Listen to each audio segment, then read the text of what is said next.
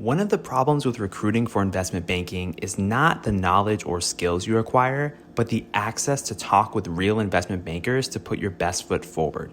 Our sponsor, WSO Academy, can provide those connections with 60 head mentors who are finance professionals at top firms like Goldman, Centerview, and JP Morgan.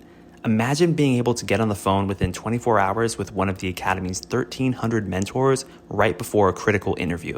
Get on the waitlist for WSO Academy today by clicking the link in the show notes or by visiting wallstreetoasis.com/academy. All right. Welcome to Investment Banking Insights. This is the only podcast dedicated to helping you learn both the technical and non-technical aspects of investment banking. Hello, my name is Alex Mason and I am your host. Thank you so much for joining me today. I know you've got a lot going on. I know you got a busy schedule, you got a life, and you're trying to learn investment banking in the meantime. So I appreciate you taking just a few minutes out of your day to listen to this show. I truly appreciate it, and I'm grateful for your attention. Now, what are we talking about? We're talking about M&A. That's the section we're talking about now. Mergers and acquisitions. How do they happen? What are the different aspects of them? And today we're talking about what happens when an acquisition actually takes place. Like, what are the impacts that it has on a company? And so today's question is just that. What are the effects of an acquisition, right? These companies, they go through all this trouble. They go through all this financing, cultural integration, trying to realize synergies, all these different things. But what actually happens from a financial perspective once an acquisition takes place? Well, glad you asked. There are several aspects of an acquisition that impact the financial profiles of the companies involved. So let's take a minute or two to just cover these very briefly. Well, number one, you have the foregone interest on cash. We've talked about this in the past several episodes, but this is an important concept. I mean, the buyer, if they're using cash for an acquisition, they lose the ability to earn interest on that cash because they're trying to get the deal done by paying cash, right? So that cash is no longer earning interest for the company, and so that's a consideration. Number two is interest on debt. Interest on debt. So the buyer might not have the cash on hand to make the acquisition happen. They have to borrow money in order to make this happen. So in that case, they're going to owe interest on that money after the deal has closed. So let's say a company is trying to buy another company for $50 billion. And let's say they're just going to borrow the whole thing. So they borrow the $50 billion. Well, they're going to have to pay interest on that $50 billion once the deal closes. So that's another effect of an acquisition there. Number three is additional shares outstanding. So let's say that stock as part of the deal is not just a cash deal, maybe an all stock deal or a mixture of stock and cash. So new shares get created in that situation. The company, the buying company, issues new shares and literally kind of like creates money out of thin air in a kind of amazing way in order to purchase the target company.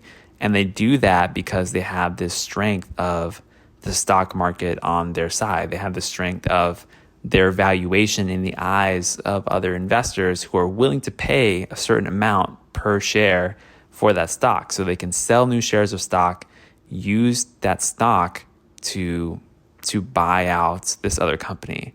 So that's another thing that happens is you can have additional shares outstanding get created as part of the deal. Number four, another thing that can happen during an acquisition, I mean, this is just part of M&A, is the buyer and seller, they combine their financial statements. You know, revenue gets added up, operating expenses get added up, you get your profits get added up. And so that just happens as part of the business combination. So that's another thing financially that goes on. And then the fifth thing that can happen as part of an acquisition is the creation of goodwill and other intangibles.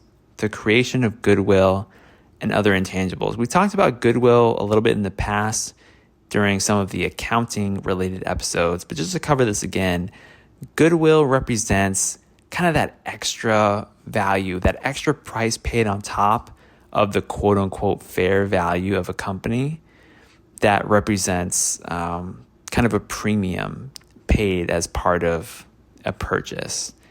And so when an acquisition happens, let's say that the book value or net worth value or shareholders' equity value of a company is $50 million, but a company buys them for $70 million.